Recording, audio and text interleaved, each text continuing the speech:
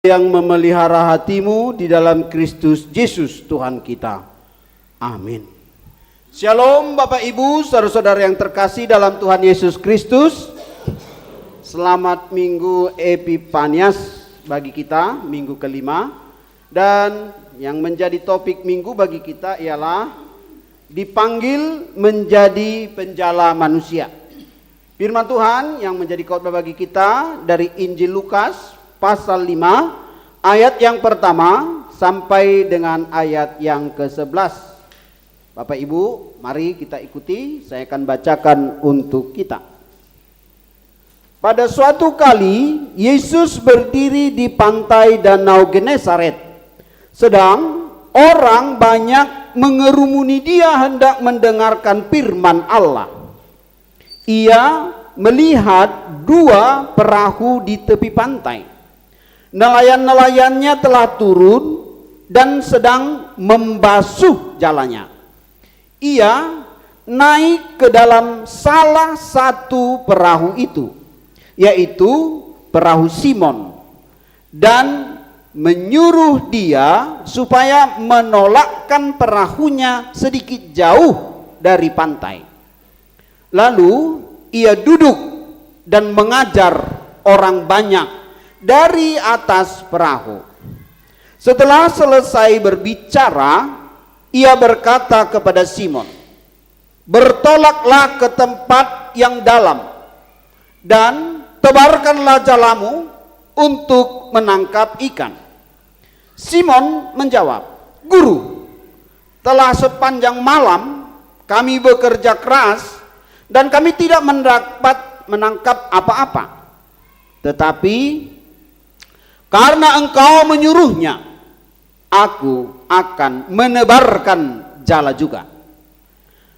Dan setelah mereka melakukannya, mereka menangkap sejumlah besar ikan, sehingga jala mereka mulai koyak.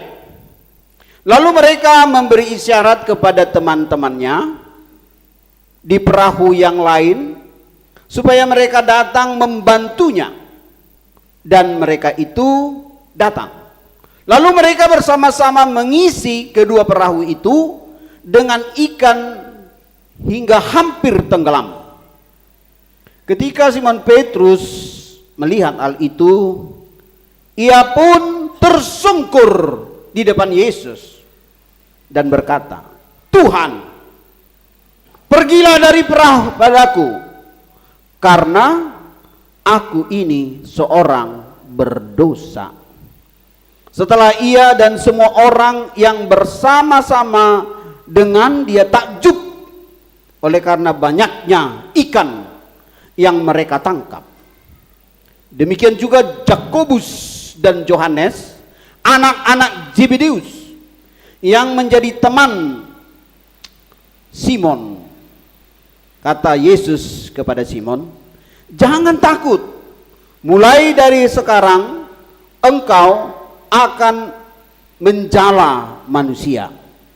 Dan sesudah mereka menghela perahu-perahunya ke darat, mereka pun meninggalkan segala sesuatu lalu mengikut Yesus. Mari kita baca dulu bersama-sama di ayat yang terakhir saja, di ayat 9, Lukas 5 ayat 9, atau Lukas 5 ayat 8 sampai dengan ayat 11. Sama-sama 1, 2, 3. Ketika Simon Petrus melihat hal itu, ia pun tersungkur di depan Yesus dan berkata, "Tuhan, pergilah daripadaku, karena aku ini seorang berdosa." Sebab ia dan semua orang yang bersama-sama dengan dia takjub oleh karena banyaknya ikan yang mereka tangkap. Demikian juga Yakobus dan Yohanes, anak-anak Zebedeus, yang menjadi teman Simon. Kata Yesus kepada Simon, "Jangan takut, mulai dari sekarang engkau akan menjala manusia." Dan sesudah mereka menghela perahu-perahunya ke darat, mereka pun meninggalkan segala sesuatu lalu mengikut Yesus. Bapak Ibu saudara-saudara yang terkasih, nats kita temanya dipanggil menjadi penjala manusia. Kalau kita melihat nats ini, next gambarnya ya, biar langsung kita paham secara visualisasi. Ketika Yesus sedang berjalan, jadi prosesnya Yesus terus berjalan. Yesus ingin mencari, Yesus ingin menjumpai orang-orang yang akan Tuhan pakai, yang akan Tuhan pilih untuk menjadi bagian dari rencana besar Tuhan. Lalu ketika Yesus berjalan di pantai Genesaret, yaitu Laut Tiberias. Jadi itu daerah itu cukup luas ya. Sampai hari ini banyak gelombang laut sering terjadi di sana. Nah, ada 2 perahu. Kenapa harus 2? Kenapa tidak 1? Nah, ini nanti akan penting untuk ayat selanjutnya. Ada 2 perahu yang sedang bekerja membersihkan jala-jala mereka. Biasanya kalau kita tahu angin laut dan angin darat ya. Angin laut itu mengantar para perahu dan nelayan ke laut, ke dalam. Angin darat mengantar mereka dari laut ke darat. Begitu prosesnya kalau kita menjadi nelayan. Ya, walaupun saya tidak nelayan, sedikit-sedikitnya kita tahu lah ya. Proses bagaimana mereka mencari ikan. Biasanya ikan itu akan muncul ke permukaan kalau gelap. Kalau terang dia akan turun ke bawah. Gitu ya prosesnya ya. Nah, biasanya proses mencari makanan ikan begitu. Nah, ketika cahaya ada, mereka akan cari ke tempat cahaya itu ya. Nah, ketika Petrus, Simon, Yakobus, Andreas ada di sini yang namanya seperti itu. Simon, Petrus, Yakobus, Andreas, Yohanes, Mikael. Ya, ada namanya yang dipanggil di sini. Nah, kalau nama-namanya ada di sini, siap-siap menerima panggilan ya. Nah, Yesus mencari yang namanya Simon. Ada Simon di sini ya. Lalu kemudian Yesus menjumpai dia. Dia sedang kerja. Jadi Bapak Ibu, dimanapun kita, apapun pekerjaan kita, Tuhan pasti akan mencari kita. Ya, mau kita di ladang, mau kita di sawah, mau kita di rumah, mau kita di pajak, bisnis atau apa segala macam ya, pemerintahan. Yesus yang mencari kita. Lalu kemudian kita merespon, kita datang pada Yesus. Lalu kemudian ketika Yesus memanggilnya atau Simon katanya, lalu Yesus minta sesuatu dari Simon. Bapak Ibu, kalau sekiranya Bapak Ibu sekarang lagi sakit, lalu Tuhan Yesus datang ya, datang gereja. Ah, Tuhan aku lagi sakit. Nah begitu ya. Alasan kita karena apa? Karena kita sakit. Lalu ketika kita sedang membutuhkan biaya hidup, Tuhan katakan keluar, cari kerja. Ah, Tuhan aku nggak ada ongkos. Nah, semua bisa menjadi alasan ya. Di saat kita sedang menilai diri kita terbatas dan tidak mampu. Tapi ketika Tuhan yang datang, lalu Tuhan menjumpai Petrus. Dia pinjam perahu. Boleh pinjam perahumu? Bapak Ibu di sini ada yang datang jalan kaki? Boleh pinjam kakinya? Kata Yesus ya. Kalau ada yang roda 2 boleh pinjam roda 2-nya? Roda 4 ya. Ada yang bawa truk? Boleh pinjam truknya? Katanya ya. Nah begitu kira-kira Yesus berbicara. Yesus mau mengajak kita dengan apa yang ada pada kita, bukan apa yang ada pada orang. Ada apa yang ada pada kita. Nah, lalu kemudian dengan kondisi tidak ada dapat hasil, Bapak Ibu. Kalau kita sebagai nelayan, kalau kita nggak dapat hasil, itu sama dengan rumah keluarga anak-anak kita nggak ada makanan, ya. Jadi begitu prosesnya. Jadi rantainya panjang. Mereka pasti sedang membersihkan jala dengan sedih. Karena apa? Kalau kita pernah ke danau atau ke laut, itu jala itu penuh dengan katakanlah benda-benda yang sampah-sampah ya. Jadi dia melekat di situ. Sehingga kalau jala itu nggak dibersihkan, besok itu jalannya rusak. Jadi harus segera dibersihkan, baru kemudian dijemur ulang supaya besok bagus lagi kita pakai. Kalau enggak robek-robek dia. Nah, itu salah satu tadi. Lalu kemudian mereka sedang mengerjakan pembersihan. Ya, walaupun kita mungkin tidak ada hasil atau tidak apa, harus mandi ya. Ada orang, aduh aku nggak ada kerja, nggak usah mandi, itu salah ya. Kemarin ke khotbah remaja saya bilang, orang yang tidak mandi itu temannya iblis, ya, karena iblis tidak mau mandi, apalagi dibaptis. Nah jadi ingat harus mandi. Songon na anggur doh khobah. Lalu kemudian Yesus pinjam perahunya.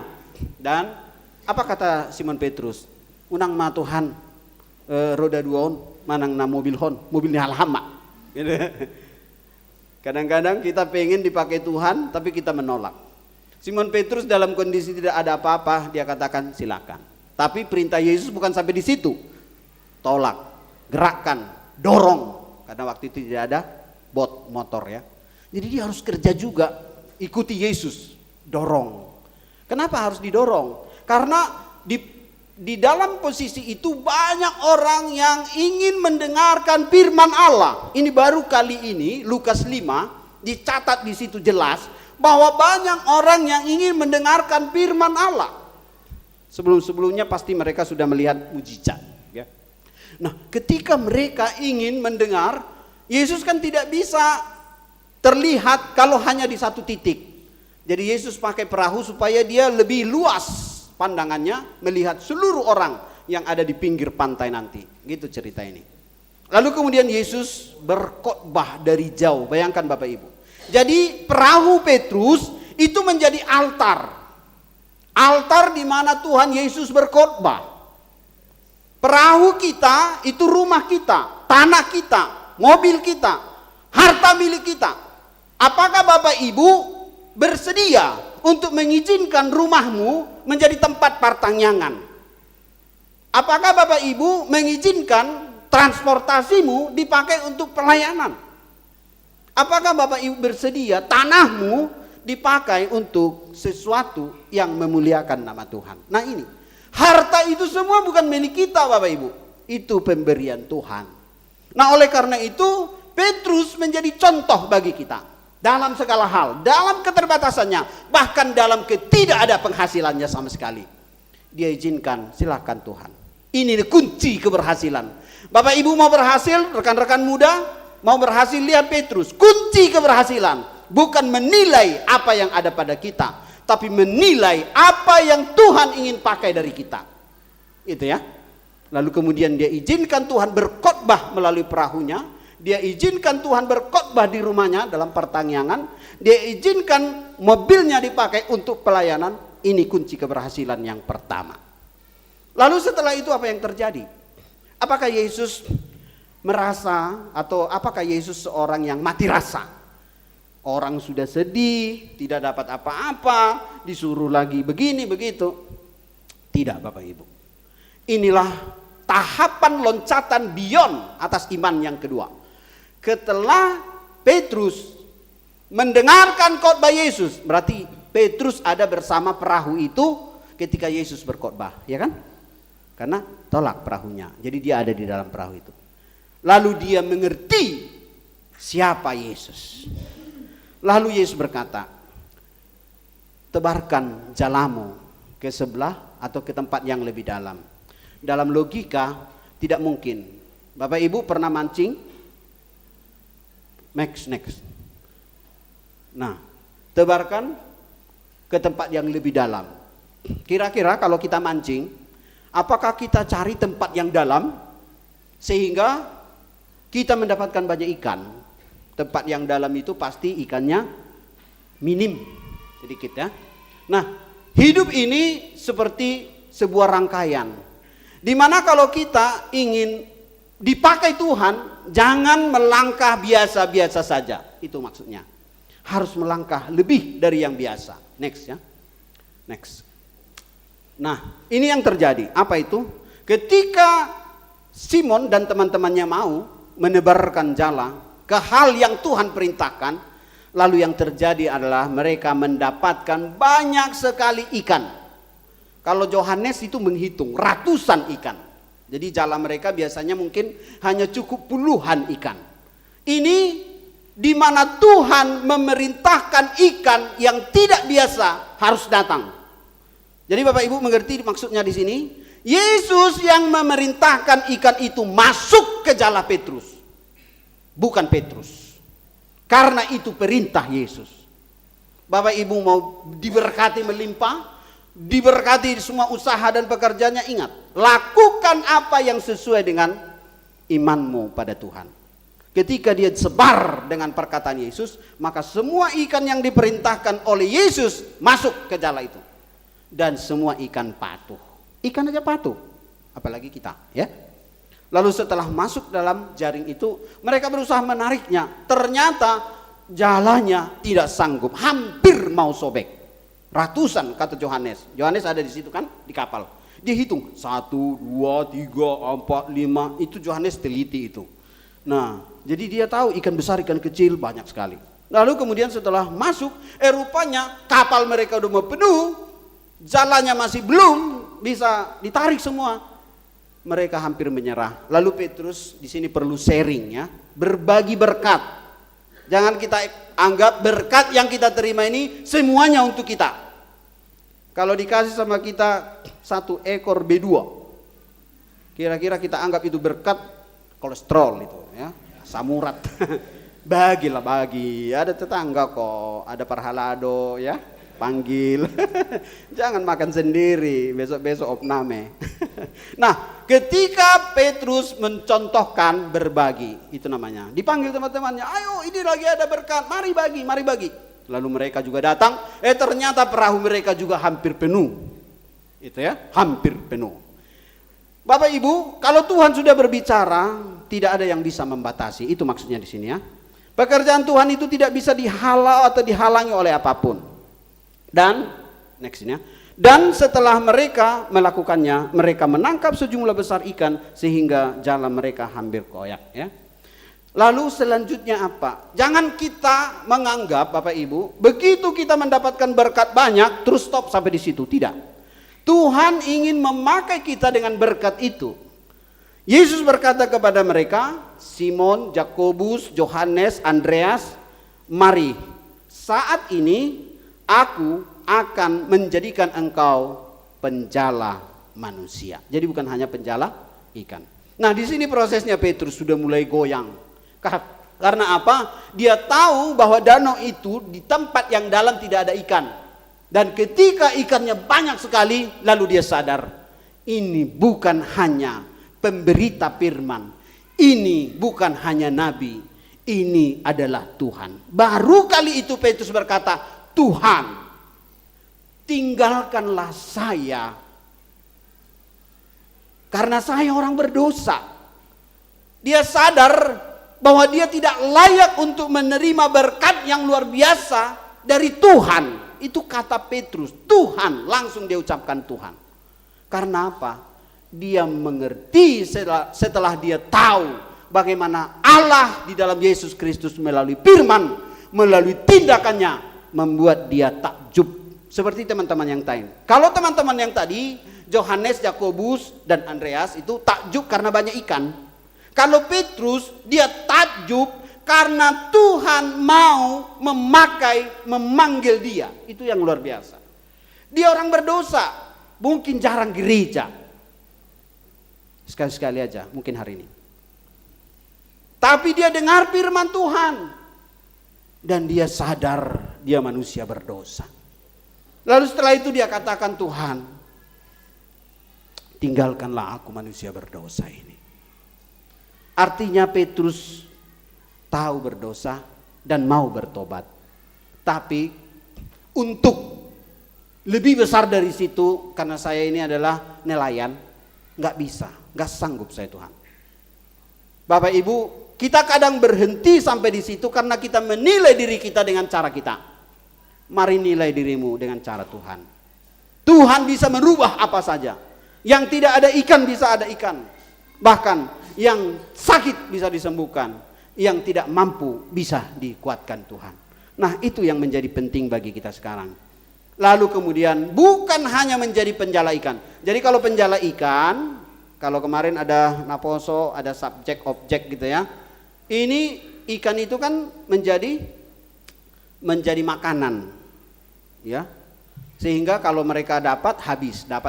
Tapi sekarang mereka menjadi penjala manusia karena Tuhan ingin memakai mereka membawa orang lain datang pada Tuhan. Itu. Jadi dia sadar bahwa tanpa Tuhan dia tidak mampu berbuat apa-apa. Mari kita sadar akan hal itu. Tanpa Tuhan kita tidak dapat berbuat apa-apa. Next ya. Dipanggil menjadi penjala manusia. Yesus datang menjumpai kita. Kadang-kadang kita bilang aku yang datang padamu. Aku datang ya Tuhan gitu ya. Mungkin juga seperti lagu dari kor yang tadi juga ya. Kor dari kita yang sudah menyanyikan bagaimana kita datang pada Tuhan ya. Kalau kita dari baca, ku diberi kuasa ya dari Allah Maha Tinggi untuk mengerjakan pekerjaan yang mulia. Kau yang memberi kemenangan, ku bersorak-rai, bahkan merayakan, terpujilah engkau Raja segala raja. Oke, kalau kita diberi kuasa, bagaimana kalau kita belum mendapatkan kekuatan dari Tuhan? Masihkah kita mau memuji Tuhan? Naposo. Di dunia yang penuh celah, di dunia yang penuh celah hiduplah saleh dan benar. Jadilah kesaksi Kristus. Hiduplah seperti kitab yang terbuka, karena tiap orang akan merasakan panggilan itu. Inang dari Exaudi. Exaudi tadi mengatakan, di ngolukon pakai maaf Tuhan, si tindangi hatami. Udah meningkat ya. Tadi hanya merasakan menerima dunia yang penuh cemar, ini menjadi kesaksian ya. Jadi panggilan Tuhan kita menjadi saksi. Parar lagunya mana? Parar golukon gawasi ulahona me asa unang arisuang kiaki di portibion. Rapnya tadi ada 2-3 suara. Ai gabeaha nama jambarhu holan nari kodi yahu sarihon hape godang do si guru honon Yesus tu dosa parholong rohai. Nah, ini menjadi kesaksian. Aku tidak cukup untuk diriku sendiri lagi Tuhan. Aku harus Tuhan pakai untuk menjadi saksi dimanapun aku berada. Luar biasa ibu-ibu ya. Lalu bapak-bapak tadi, apa tadi dibilang bapak? Ali jauh badi batak itu nih. Tondim no nasai hulului.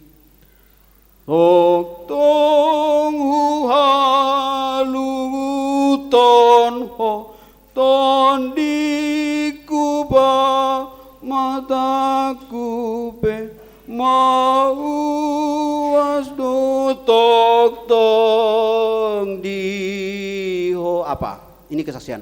Goar mudohu pangasahon pasatoku madiriku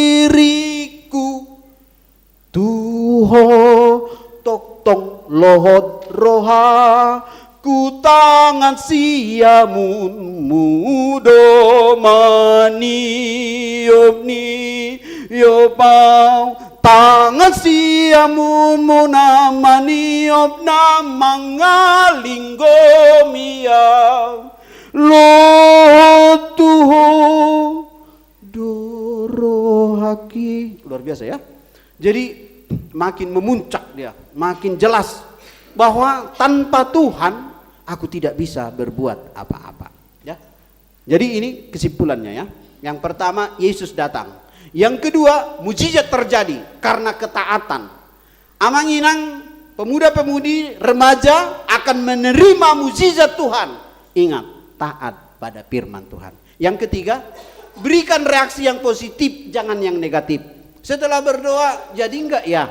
Tadi pagi hujan deras, Inang dan saya tanya, gimana? Datang enggak jemaat gereja? Hujan deras, ya. Lalu kita doa, ya.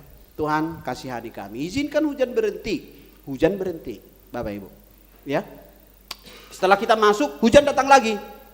tadi hujan deras lagi datang. Nanti setelah kita pulang mungkin akan datang lagi. Tapi lebih baik kita pulang dulu, ya, masuk jam 10 baru hujan datang. Gitu ya. Nah, itu kemauan kita. Kemauan Tuhan apa? Nah, ini ya. Jadi Amanginang ini masuk dalam proses pengujian sekarang. Coba kalau tadi kita lihat cuaca, hujan datang. Nggak usahlah gereja kudu Pak. Nantilah. Tunggu berhentilah hujan ini, katanya kan. Padahal nggak mandi-mandi, nggak ganti baju, hujan udah berhenti. Nah, jangan terlambat kita di situ. Oke? Nah, reaksi yang positif. Lihat Simon, ya. Simon, Petrus, Andreas, Yohanes, Yakobus, Mikael. Gitu ya. Jadi semua bereaksinya positif. Jadi penjala manusia. Yesus memanggil mereka semua dan berkata, mulai sekarang engkau akan menjadi penjala manusia. Ini tugas besar ya. Kita dipakai Tuhan menjadi mitranya. Lalu apa yang harus mereka lakukan? Dan sesudah mereka mendengar, menerima dan percaya, beresi dulu urusan rumah. Gitu ya? Jangan begitu ada pelayanan di gereja, tinggalkan rumah berantakan. Jangan ya. Anak-anak kasih makan dulu. Ya, beresin dulu rumah. Itu Simon Petrus, baru mereka ikut Tuhan. Jadi itu penuh dengan tanggung jawab. Nah, kalau nas ini sebenarnya berhubungan nanti dengan Yohanes 21. Di mana ketika Yesus telah tersalib, dikubur, lalu Yesus keluar dari kuburan, Yohanes, Simon dan yang lain kembali lagi menjala, bukan lagi memberitakan kesaksian tentang Yesus. Lalu Yesus datang lagi ke pantai, ya. Lalu dikatakan, "Hei," jadi mereka nggak tahu siapa yang panggil karena belum dibuka matanya. Lagi ngapain? Ya, kau masa tanya kami pastilah lagi cari ikan, kan gitu ya. Masa ada orang kita lagi mancing, ngapain kau? Kata, ya lagi mancing, kan gitu ya. Nah, mereka lagi cari ikan. Tapi tanya, udah dapat belum? Belum, tidak ada satupun. Lalu Yesus berkata, coba-coba tebarkan lagi jalamu ke tempat yang lebih dalam. Kata-kata itu mengiang kepada Simon Petrus. Itu kata Tuhan, itu Tuhan. Dan sejak itu dia kembali berkata, ternyata Tuhan selalu bersama kita. Jadi Amanginang, jika kita sudah dipilih Tuhan, Tuhan tidak akan pernah meninggalkan kita dimanapun kita berada. Ya, next ya. Nah, apa yang menjadi tugas kita? Mari, semua yang ada pada kita bawa, kita doakan, kita persembahkan kepada Tuhan. Waktu kita baru merantau ke sini, kita nggak punya tanah, kita masih kontrak-kontrak, ya, kita nggak punya kendaraan. Lalu kemudian kita berdoa, Tuhan memberkati. Dulu nggak ada gereja di tempat ini, kita berdoa, lalu Tuhan jadikan tempat ini menjadi gereja. Artinya apa? Itu semua Tuhan jadikan untuk kita semakin beriman dan percaya akan kuasanya. Jadi kalaupun kita diberi tanah, diberi rumah, diberi kendaraan, diberi fasilitas-fasilitas yang banyak sekarang ini, jangan jadikan itu untuk memuaskan keinginan dirimu sendiri. Bagi-bagilah ya. Kalau ada tetangga kita yang sakit, mari ku antar ke rumah sakit gitu ya. Sekali-sekali, sering-sering. Sehingga tetangga kita senang dengan kita, bukan melempari kita, ya kan? Ya, oke. Nah, gereja ini harus menjadi tempat untuk kita bersaksi melayani Tuhan. Mujizat-mujizat pasti akan terus terjadi kalau kita mau datang. Ingat, ketika ada pernikahan di Kana, mereka undang Yesus. Apa yang terjadi? Masalah terjadi di pernikahan habis anggur.